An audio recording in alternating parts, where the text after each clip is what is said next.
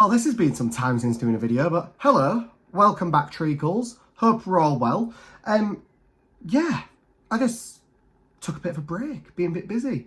But anyway, that's not what this full video is about. This full video is kind of what I've taken from being busy recently, which is we've been super busy here at the agency, and on this channel, I always want to keep it a big mixture of personal life and general other things as well, but obviously business too, because that's a big part of who I am, and that's a big thing of my life, and that was one of the original reasons I started this YouTube channel. But over the last 6 weeks, in particular since the beginning of 2023, if anything, we have worked with some of the biggest businesses we ever have. And these are six-figure businesses or near six-figure businesses that are now making multi-six figures. And working with all these people, we have done an array of things, or achieved an array of things, or tried new things that we've maybe not done before. And it has helped them all to achieve becoming six figures or multi-six figure businesses. So I wanted to just do this video where I've picked 5 of them to just go through. Like I said, there's lots of different things. I've just picked 5 from like the last 6 weeks that are maybe just key things we're focused on with people, and you can maybe take this and do with it what you will, or it'll give you a bit more of an insight into how you can scale to 6 figures or what it takes to do it. There's a lot more to this than anything. These are just 6 things that you can do or focus on to get there, because this is what we've been doing with people, and I obviously wanted to include this in a video. So 5 things, let you know what they are, do with them what you will, like I say, but let's just dive right into it. Also, I have just realised my apartment isn't on fire. I'm burning incense, so you're getting the odd bit of smoke from behind me. So yeah, don't worry, I'm not on fire. Someone said this to me before in another video and was like, do you have like straighteners or something on behind you? I was like, no, it's just incense. So yeah, anyway, back to the video. Just a bit of a background story quickly of the agency, just so you know the type of businesses that we work with. So predominantly we work with service-based businesses, so not e-com or drop shipping. We mainly work with service-based businesses and agencies or SaaS-based businesses. We've learned that a bit of our niche is people with a community, or they want to have a community element of what they want to do. And that's really cool, because you know, that's really something I'm passionate about, is building community for people, or maybe they've got one that they've not maybe monetized as much as they could. Even if that's not an aim, business is business, they still can do it. And those are the types of people that we traditionally work with. And a lot of these people were scaling or wanted to expand and try something new, and they just couldn't really see how to do it or had the extra pair of hands to do it. So when we broke down what they needed to do and how to do it, that's what some of these 5 things come into. It's been amazing seeing the results that we've got. You know, we've had someone launch a new YouTube channel that has grown to 1,000 followers, I think, in like 2 weeks from their original one. We've had someone else who wanted to expand their business. They was like, oh, we're full, we're at capacity for clients. Asked them if there was. They went, well, no. Like, I want more. So you're not at capacity then. So what can we do to work in line with that? Had, for example, a marketing agency who wanted to bring in actually a lower priced item for them, because they have these people that want to work with them but can't afford their normal fees. So how can we do that? But how can we make it beneficial to the business and incorporate that into the growth of the business? So that meant bringing in more services, expanding the team and so forth. So it's been really eclectic. You know, we've worked with over 43 different sectors so far. And for a lot of agencies, that's really, really big, because they're maybe niche in an industry or a sector, whereas we more niche in a service than in industry. Also, the weather is glorious today. Like, look at that. I normally pull the blind down, but it's just too nice. Glorious, absolutely glorious. So traditionally, in my mind, most people, when they're growing their business and things, they start focusing on just sales. Whereas one of the biggest things we can do, predominantly now as well, for using things such as social media, we need to get people's data. And if you are in marketing, you'll know this. If you're in sales, you'll know this. But not a lot of people, when they're growing their business, really focus on this, if I'm really honest, because it's maybe not something they're specialized in, so they don't realize it's such a big thing to focus on. But let's say you're growing your Instagram, your LinkedIn, your YouTube, anything. That's great, but they hold everyone's data. So one of the biggest things we needed to start doing for these people was build an asset, first of all, for them. And secondly, build their own little folder of contact information of people that they can nurture themselves, and they own it. So if Facebook blows up, if Instagram blows up, if LinkedIn blows up, anything ever happens, they own this data and they can do with it what they want, because people have chosen to give them it. So that was one of the biggest things that we've focused on over the 6 weeks with pretty much everyone that we've worked with, which is gathering people's data. Naturally and normally, you'll do this, as most of anyone will know, if you're in business or not, through email marketing. So, you'll get this on a lot of fashion websites, shopping websites, subscribe here for a 10% off your first order. Or maybe it's some influencers and things that you follow and they will send you a newsletter or something. Our clients, they was like, well, how can we do that? We don't have anything interesting to say to people via a newsletter. Which, first of all, I disagreed with them on, and we sorted that out. We started a newsletter. Big tip on this, please don't just make your blog into a newsletter. My personal opinion, I find it boring as hell. My personal preference for newsletters, if it's a person, such as a personal brand, is I love an insight into you, your week. I've done my newsletter, cheeky plug, Smell the Coffee, link in the description, where I just do an update on my week and I make notes on my week and I just put that in the newsletter and I just ramble into it, and the amount of messages I get from that is phenomenal.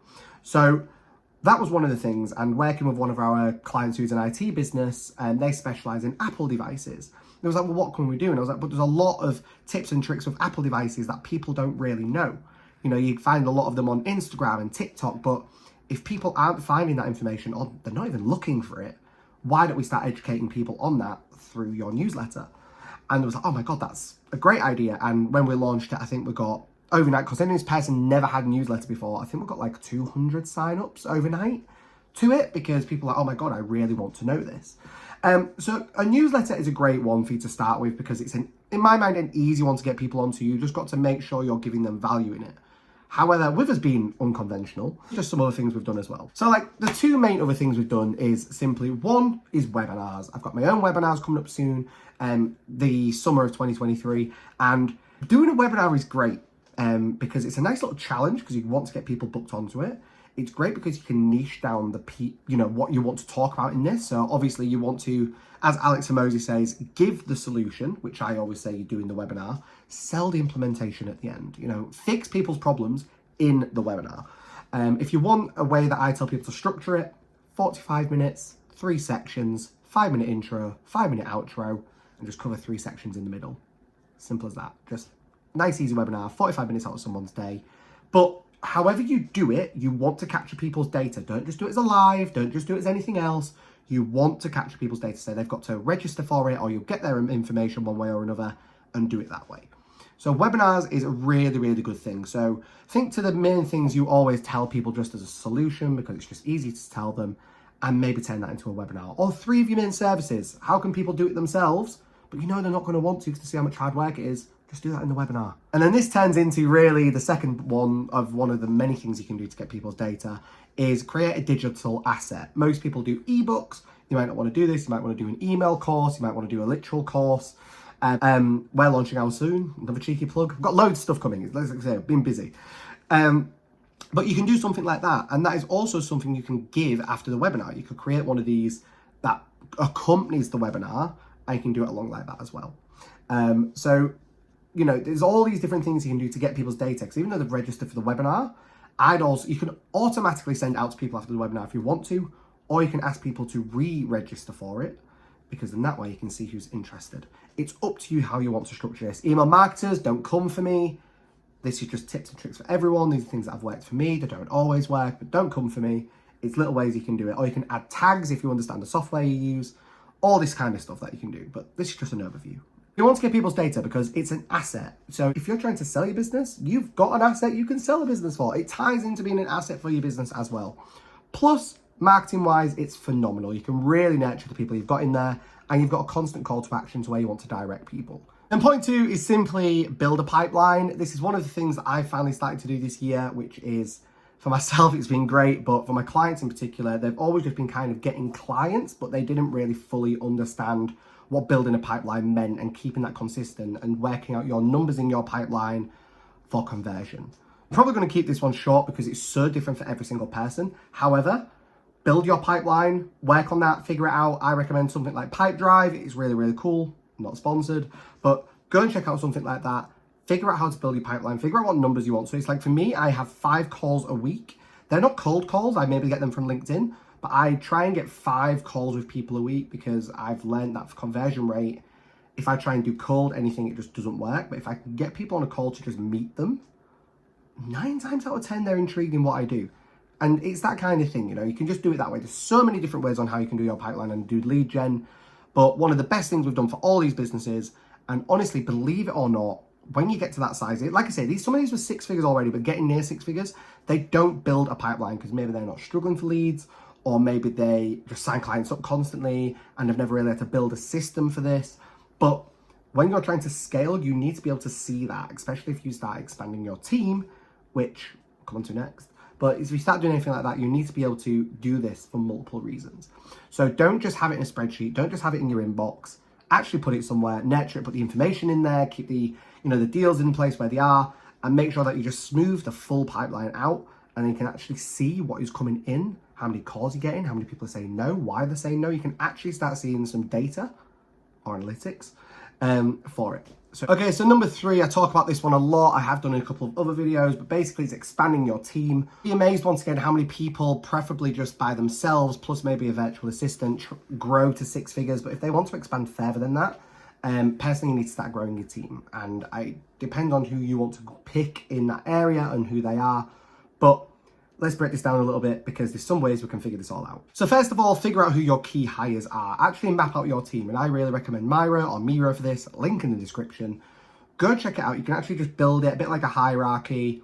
Please don't view your team like a hierarchy, but you can do it that way. Who's the key hires? Where's it going? Why do you need them? And break everything down. Because trust me, I have been there myself. I see it with these people that I work with. They bring all these people on and they like, oh, we need them. I'm like, actually, you can maybe use this one person that can do 3 of them roles. For now, whilst you're scaling, once you get to multi-6 figures, then you can hire each individual person for that. But up until that point, let's do it this way. And besides, one to my other pointers on this is don't honestly mistake getting people as contractors or freelancers to be able to do this for you. In the web world, a lot of people get contractors so they can white label them or anything. There is no problem with this. As long as the work is top quality and their communication is phenomenal, do it. It's great. You might be a limited company as you're growing, obviously, but you don't want to, if you're in the UK, you don't want to get onto PAYE, you don't want to worry about holiday pay, you don't want to worry about sick pay as you're scaling. That's honestly, get to multi-6 figures, worry about that stuff then. Really focus on just expanding your team in the means that you can. And one of the easiest ones I always say is a virtual assistant. Virtual assistants come in an array of different services that they can provide. I always personally recommend, once again, I've done videos on this, pick them to maybe do 1 or 2 things. Don't get them to do everything because you can't do everything. No one in the world can do everything. They can offer everything, but get them to select a couple of things that they niche in and get them to really focus on that. But start with one of them growing your team and then start focusing on your key hires. One of the ones for me is I need a project manager. That's one of the main people in my business because of how we are structured and how we work with clients. I'm phenomenal, but if I say so myself, but I can't focus on all projects at once and then also work on growing my business and my marketing and doing these. But so one of the key hires for me was a project manager.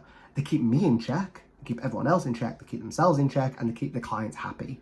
So that was one of the biggest people to bring into my business, depending on what yours is. It might be similar. Focus on getting a project manager. You can get one of these. They can be like $40 an hour, £40 an hour. Honestly, get one, figure out your key hires, and grow your team, but figure it out the right way. Don't just bring someone in to do 6 people's jobs. Use freelancers. It's better for cash flow. If you really want to do it for cash flow, contract to arbitrage. You get the client to pay you at the end or the beginning of the month, and you don't pay your freelancer contractors till the end of the month. So your cash flow is always there, and your freelancers always get paid at the end. Clients always pay you at the beginning.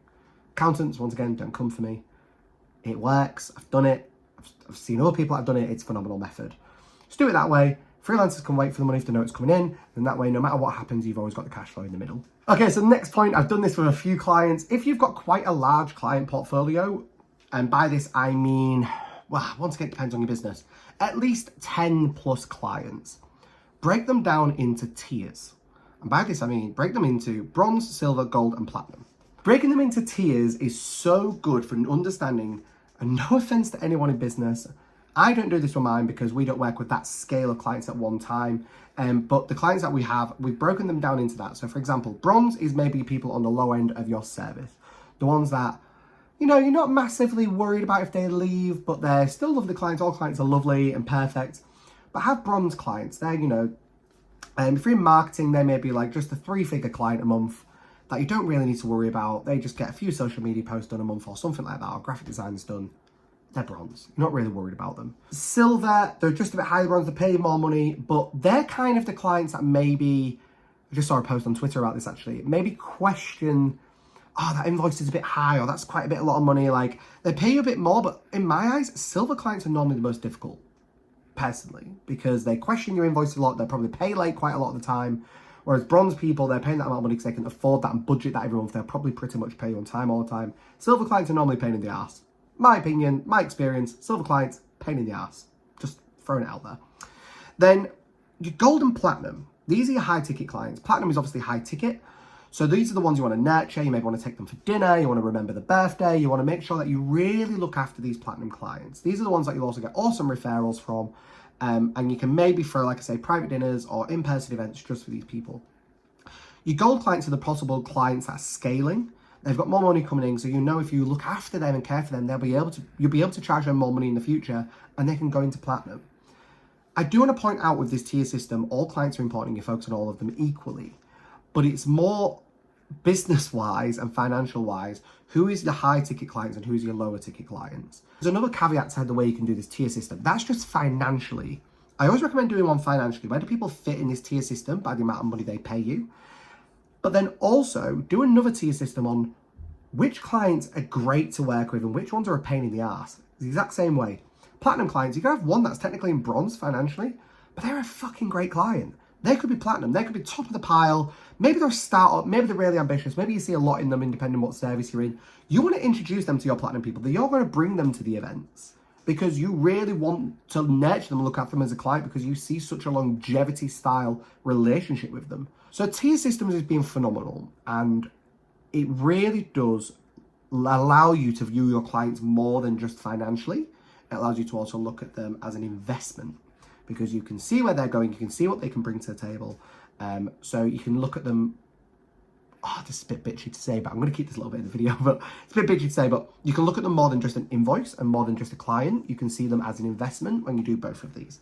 And it's a game changer. And when I did this in particular for one client, they absolutely loved it and it changed the game for them with the way they view their clients amazingly. Because they was like, I'm trying to look after 5,000 people. I'm like, you've got to look after them service-wise, but relationship and nurturing-wise, look at what is the best investment. And it has been an absolute game changer for them. And I think as soon as they did it, they got more clarity on what to do with their clients and where to invest their money, their time, etc., etc. Okay, and then one of the final points basically is looking at their onboarding process.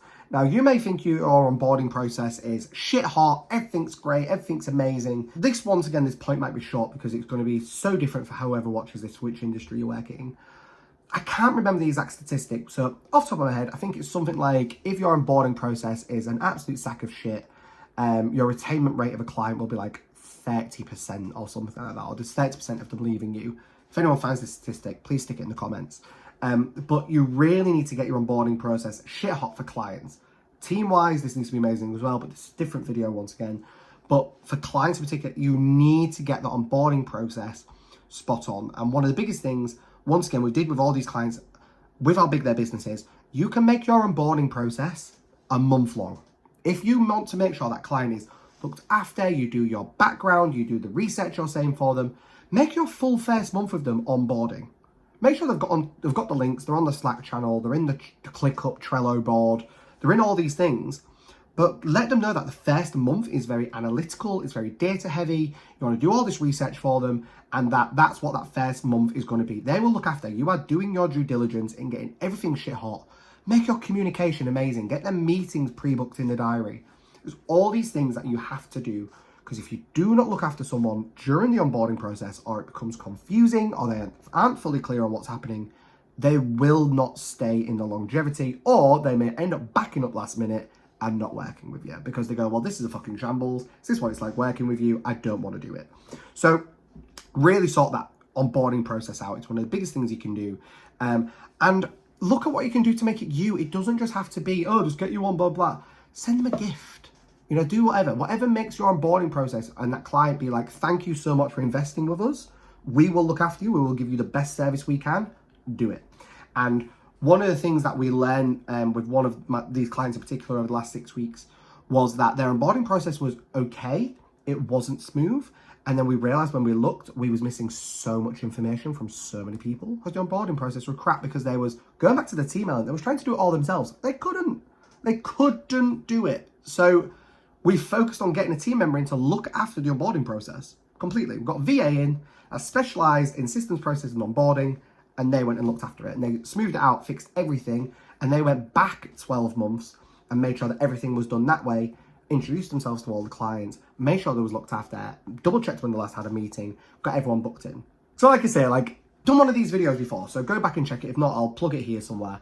But I really want to do this from over the last 6 weeks, what we've done predominantly with the clients we've been working with, on what they focused on, what we needed to get done. And it really has, like I say, got them from nearly 6 figures or already 6 figures to multi-6 figures. It's the little things that make such a big difference. It's Atomic Habits that talks about the 1% every day.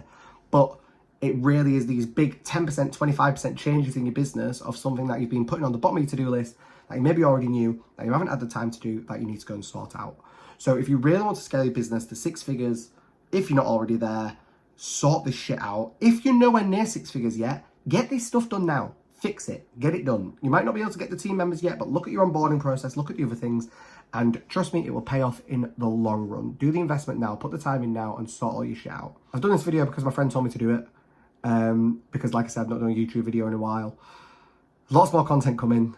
Good mixture of stuff coming up. Keep an eye out, and if there's any videos you want to see in particular, please drop a comment. Other than that, please like, comment, subscribe, and I will see you all on the next video. I'm now going to go sunbathe with an Aperol Spritz. Deuces!